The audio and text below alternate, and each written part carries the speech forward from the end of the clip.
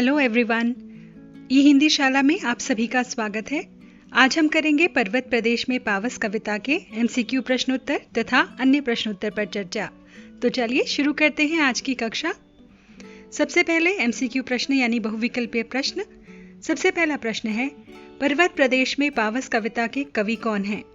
महावीर प्रसाद द्विवेदी, जयशंकर प्रसाद, सुमित्रा नंदन पंत या फिर सूर्यकांत त्रिपाठी निराला। यदि आपने हमारा वीडियो देखा है, इसमें कविता का भावार्थ बताया गया है, तो अवश्य आप इसका उत्तर जानते होंगे। चलिए उत्तर से मिलान करके देखते हैं। सुमित्रा नंदन पंत। अगला प्रश्न, मेखलाकार शब्द का क्या अर्थ है? मेखला के समान गोल, तगड़ी के समान गोल, करघनी के समान गोल या उपरोक्त सभी। यदि आप ध्यान दें तो यहाँ पर शब्द जो हैं उनका खेल है। बिल्कुल ठीक पहचाना आपने, उपरोक्त सभी, क्योंकि ये एक ही शब्द के पर्यायवाची शब्द हैं। अगला प्रश्न है, सहस्र दृग सुमन से कवि का क्या आशय है? किन्हें कहा है कवि ने? लाखों पुष्प रूपी आंखों को, हजारों पुष्प रूपी आंखों को कहा है, या हजारों आंखें हैं, या पर्वत की आंखें, किसे कहा गया है? ध्यान से सोचिए। बिल्कुल ठीक पहचाना आपने, उत्तर है हजारों पुष्प रूपी आंखें, क्योंकि सहस्र का अर्थ होता है हजार और पुष्प क्या है? सुमन के लिए कहा गया है, और दृग होती हैं आंखें। अगला प्रश्न, कवि ने पर्वत के आकार की तुलना मेखला से क्यों की है? क्या कारण है?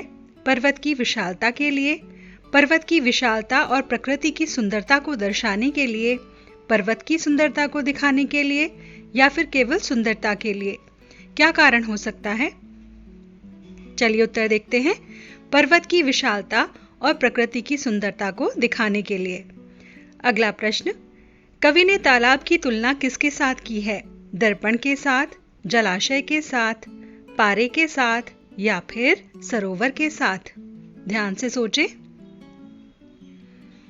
बिल्कुल ठीक कहा आपने, दर्पण के साथ, क्योंकि उन्होंने कहा है कि उसमें अपना मुख निहार रहा है वो, बाकी सभी पर्याय हैं। अगला है, कवि ने तालाब को दर्पण के समान क्यों कहा है? क्या कारण है? दोनों पारदर्शी होते हैं, इस कारण से। दोनों कब में चेहरा देख सकते हैं, ये कारण है। या रूपक की तरह कविता की सुंदरता को बढ़ाने के लिए, या फिर उपरोक्त सभी? क्या कारण है? सोचिए तो जरा। यदि उत्तर जानते हैं तो नीचे कमेंट बॉक्स में लिख सकते हैं, अन्यथा मिलान करें उपरोक्त सभी, क्योंकि वो दर्पण के समान है जिसमें हम अपना चेहरा देख सकते हैं। साथ ही साथ में यहाँ रूपक अलंकार का प्रयोग किया गया है, जिससे कि कविता के सुंदरता में बढ़ोतरी हुई है। तो यहाँ उपरोक्त सभी जो है वो बिल्कुल सही है। अगला प्रश्न, वृक्ष कहाँ से उठ रहे हैं? आसमान से, पर्वत के हृदय से, पर्वत के ऊपर से, या उपरोक्त सभी? किस प्रकार से उठ रहे हैं वो याद कीजिए। उसके उर पर उगे हुए थे या उसके ऊपर उगे हुए थे? बिल्कुल ध्यान से यदि आप याद करें तो उत्तर जान जाएंगे। उत्तर है पर्वत के हृदय से। अगला प्रश्न है, पर्वत के हृदय से उठकर वृक्ष आसमान की ओर देख रहे हैं, क्योंकि? क्या कारण हो सकता है? कि वे उठना चाहते हैं, उन्होंने ऊपर देखना अच्छा लगता है, वे भी आसमान की तरह ऊंचा उठना चाहते हैं, या वे आसमान को निहार रहे हैं? क्या कारण है? ध्यान से सोचें। चलिए उत्तर से मिलान करते हैं। वे भी आसमान की तरह ऊंचा उठना चाहते हैं।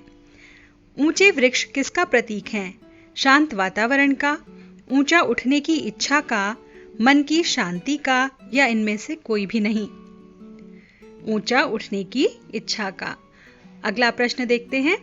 अगला प्रश्न है, शाल के वृक्ष धरती में क्यों धंस गए? क्या कारण है कि वो डर के मारे धरती में घुस गए? धरती के हिलने से, आकाश को देखकर, कोहरे से डरकर, या वर्षा के भयानक रूप से डरकर? क्या कारण था? अंतिम अनुच्छेद में था इसमें। चलिए उत्तर देखते हैं।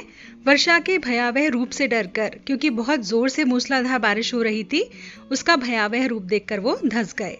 अगला प्रश्न है, झरने किसके गौरव की गान कर रहे हैं? किसकी गौरव गाथा गाते हैं?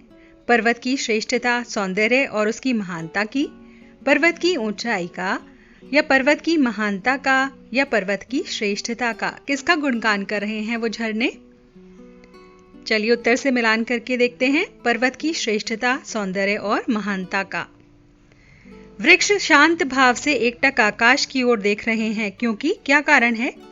शांत भाव के लिए, यानी शांत मन के लिए, एकाग्रता के लिए, आकांक्षाओं को पाने के लिए शांत मन और एकाग्रता की आवश्यकता है, इसलिए या ईश्वर की किस कारण से देख रहे हैं? चलिए उत्तर देखते हैं। आकांक्षाओं को पाने के लिए शांत मन और एकाग्रता की आवश्यकता है, इसलिए वो चुपचाप बैठकर देख रहे हैं। अगला प्रश्न देखें। अगला प्रश्न, पहाड़ से गिरते हुए झरने की तुलना किसके साथ की गई है?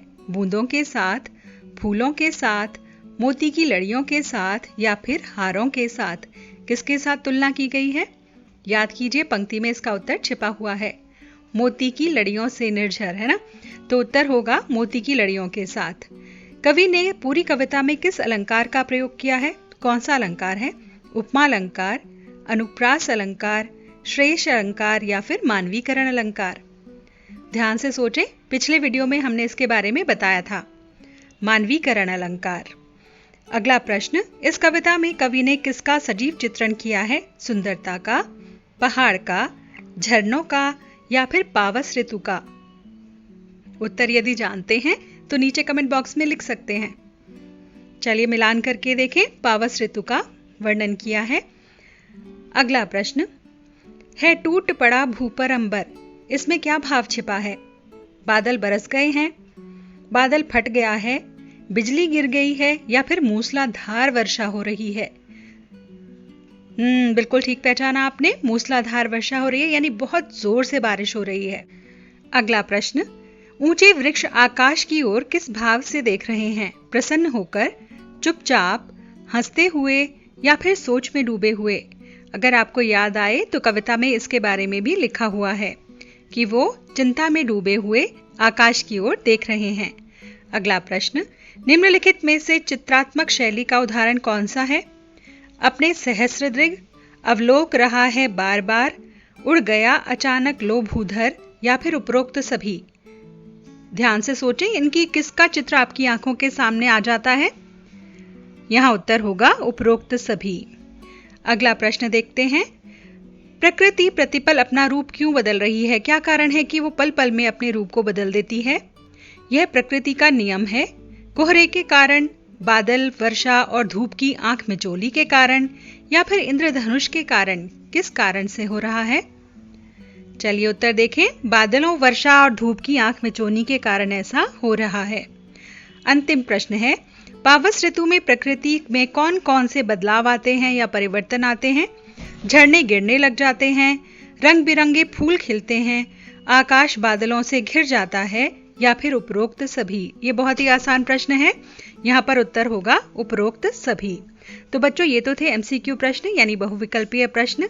आइए अब थोड़े से इस पाठ के महत्वपूर्ण प्रश्नों के ऊपर भी चर्चा कर लेते हैं। सबसे पहला प्रश्न आता है, पावस ऋतु में प्रकृति में कौन कौन से बदलाव आते हैं? कविता के आधार पर स्पष्ट कीजिए। अभी हमने यहाँ बहुविकल्पीय प्रश्न में भी देखा था। चलिए उत्तर बताते हैं। वर्षा ऋतु में मौसम हर पल बदलता रहता है। कभी अचानक जोर से बारिश आ जाती है तो कभी आकाश में से बादल बिल्कुल साफ हो जाते हैं। पर्वत अपनी पुष्प रूपी आंखों से अपने पैरों में पड़े हुए तालाब को देखता हुआ सा लगने लगता है।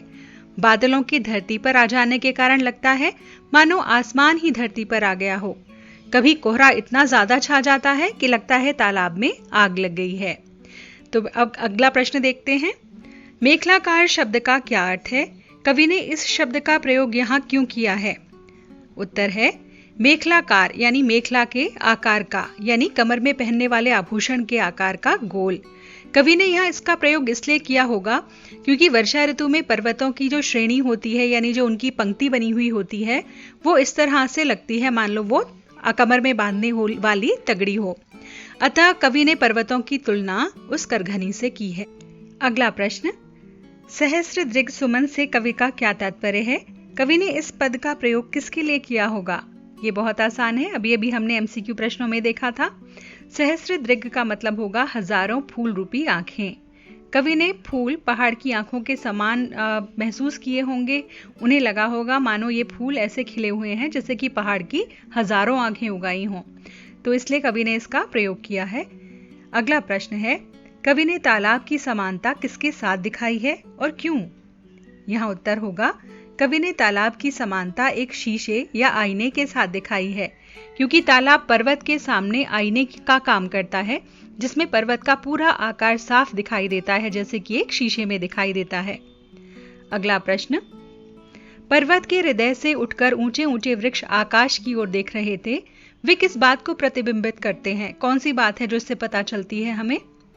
पर्वत पर उगे हुए वृक्ष चिंता में डूबे हुए मनुष्य के जैसे लग रहे थे, मानो वे शांत रूप से आकाश को देख रहे हों और उसे छूना चाहते हों। उनके मन में मानो सदा ऊपर उठने की आकांक्षा हो, उठने की जो इच्छा होती है जैसे मनुष्य के मन में होती है, ऐसे ही उन वृक्षों को देखकर लग रहा है वो मनुष्य की आकांक्षाओं और इच्छाओं के प्रतीक हैं। अगला प्रश्न है, शाल के वृक्ष भयभीत होकर धरती में क्यों धंस गए? क्या कारण था?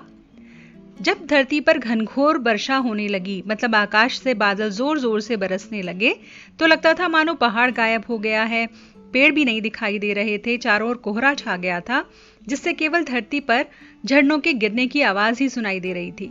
तो प्रकृति का ऐसा भयावह रूप देखकर मानो शाल के वृक्ष भी धरती के अंदर छुप गए थे। झरने किसका गौरव गान करते हैं? बहते हुए झरनों की तुलना किसके साथ की गई है? झरने पर्वत का गुणगान करते हैं, उसके गौरव की गाथा को सुनाते हैं कि वो कितना महान है, कितना सुंदर है, कितना बड़ा है। और बहते हुए झरनों की तुलना चमकदार मोती की लड़ियों के साथ की गई है। इनके अतिरिक्त कई बार भाव स्पर्श करने के प्रश्न भी पूछे जाते हैं, जैसे है टूट पड़ा भू पर अंबर। इसमें क्या भाव छिपा है? इसका मतलब है आकाश में इतनी जोर से बादल छाए हैं, घनघोर बरसात हो रही है, लगता है मानो धरती के ऊपर ही आकाश आकर गिर पड़ा हो। अगला प्रश्न एक और पूछा जा सकता है, यूं जलद यान में विचर विचर था इंद्र खेलता इंद्रजाल। इसका भाव क्या है? इसका मतलब ये होगा कि चारों ओर धुंध छा जाने के कारण, यानी कोहरा छा जाने के कारण, इंद्र भी अपना बादल रूपी विमान जो है उसमें बैठकर मानो चारों ओर जादूगरी के खेल दिखाता हुआ घूम रहा हो, जिसमें कभी बरसात हो जाती है, कभी धुंध छा जाती है, तो कभी आकाश साफ हो जाता है ना। अगला प्रश्न एक और हो सकता है, गिरिवर के उर से उठ उठकर उच्चाकांक्षाओं से तरुवर। इनमें क्या भाव छुपा होगा? यहाँ पहाड़ के हृदय से उठकर बहुत सारे जो पेड़ हैं वो ऐसे दिखते हैं मानो वो ऊंचा उठने की इच्छा लेकर आकाश की ओर स्थिर भाव से देख रहे हैं। यहाँ मनुष्य के रूप में भी उन्हें दिखाया जा सकता है, जैसे मनुष्य जो हैं वो हमेशा ऊपर उठने की ओर संकेत कर रहे हों, ऐसे वृक्ष के बारे में बताया गया है। कविता के सौंदर्य को लेकर भी प्रश्न पूछे जा सकते हैं कि कविता में मानवीकरण अलंकार का प्रयोग किस प्रकार किया गया है, आपको ये बताना है। तो यहाँ पर आप उन सभी सजीव प्रतीत होने वाली वस्तुओं या चीजों के बारे में लिख सकते हैं जो कि इस कविता में बताई गई हैं, जैसे पहाड़ की हजारों पुष्प रूपी आंखें हो गई हैं और वो नीचे विशाल आकार को तालाब में देख रहा है, और पेड़ जो हैं वो ऊंचा उठने की इच्छा लेकर एकटक आकाश को देख रहे हैं, जैसे वो चिंता में डूबे हुए हों। तो हमने इस पाठ में जितने भी महत्वपूर्ण प्रश्न हो सकते थे उन सभी पर चर्चा कर ली है। लगता है कि आपको पाठ समझ आ गया होगा। एक नई वीडियो के साथ शीघ्र ही आपसे फिर से मुलाकात होगी। तब तक के लिए आपसे विदा चाहते हैं। विदा।